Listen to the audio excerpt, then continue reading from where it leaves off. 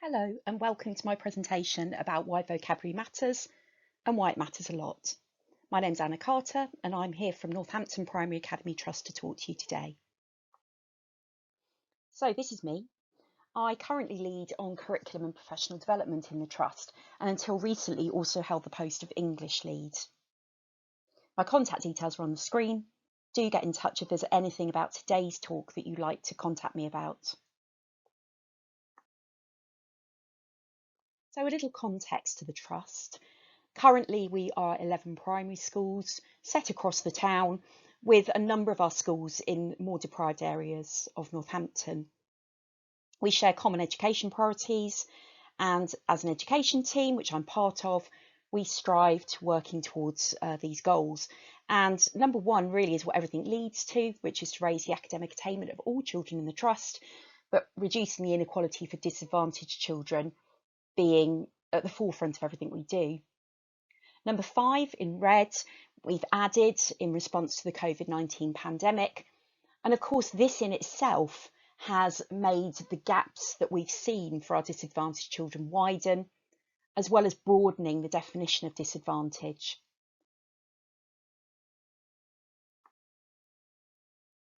So I'm going to tell you a little story, and this is about one of my favourite books as a child, which is on the screen now. So Dodo's Delights, or Doodle and the State Secrets by John Ryan.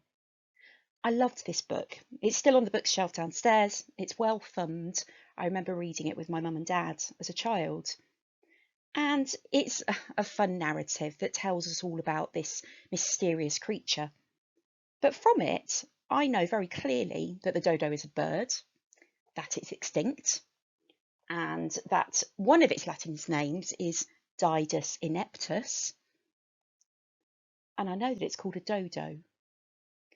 So that's stayed with me all the way through my life. It's part of my schema. And that's a really important part of what we're going to talk about today, because having a well-developed schema, a bank of knowledge that we can draw on, is what is fundamental to our children's learning. And to another dodo, The Way of the Dodo, in the Key Stage 2 SATS paper in 2016, which made headline news because many children just found it so difficult. And on analysis of the paper, you can see that the high level of vocabulary meant that children had to have a really well-developed background knowledge and understanding of much more than just English, but history, geography, science. They had to have this well-developed schema.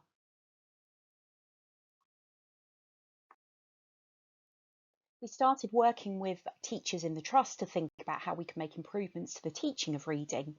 And we've used Scarborough's reading rope to help inform that work.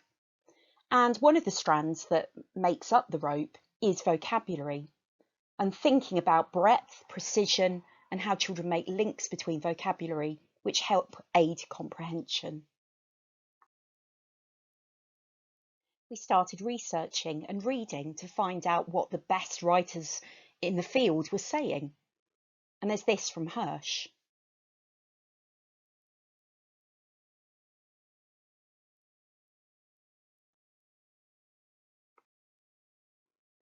And these texts as well, which were pivotal to the work that we did. And we looked into the landmark Hart and Risley study from 1995, which identified the remarkable differences in early vocabulary experiences of young children. What this told us was that there was a gap, a significant gap, between the least advantaged and the most advantaged children.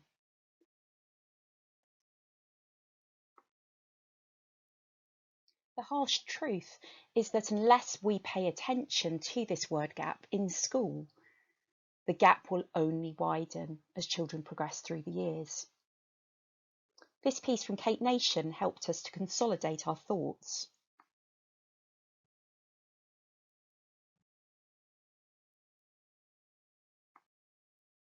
We thought about the percentage of vocabulary that children need to know to be able to understand a text, and figures stand between 95 and 98%. This is huge. If children's working memory is trying to process a vast wealth of vocabulary that they haven't encountered before, they're not going to be able to comprehend meaning, and that's really problematic. So we thought about what we could do, and as a trust decided that investing some time and effort in rolling out training for our staff was important. The training was around regular vocabulary instruction, how to explain the meanings of words and then follow them up, how to link the development of vocabulary to more academic vocabulary, and to ensure that classrooms and schools are verbal environments.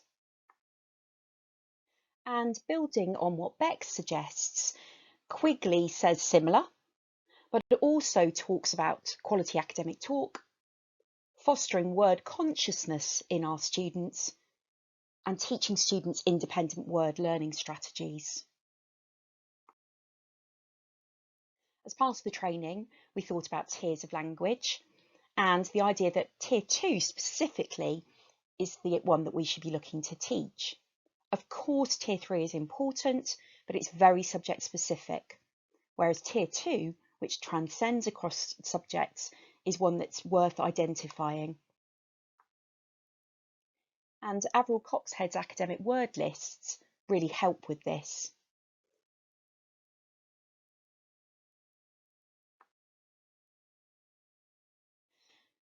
We also thought about it in our curriculum work, and if you remember back to our priorities, a clear focus on wider curriculum was also something that we've been investing heavily in. And so our writers who are producing materials for some of the wider curricular subjects identify vocabulary that is explicitly taught as part of the sequence of learning.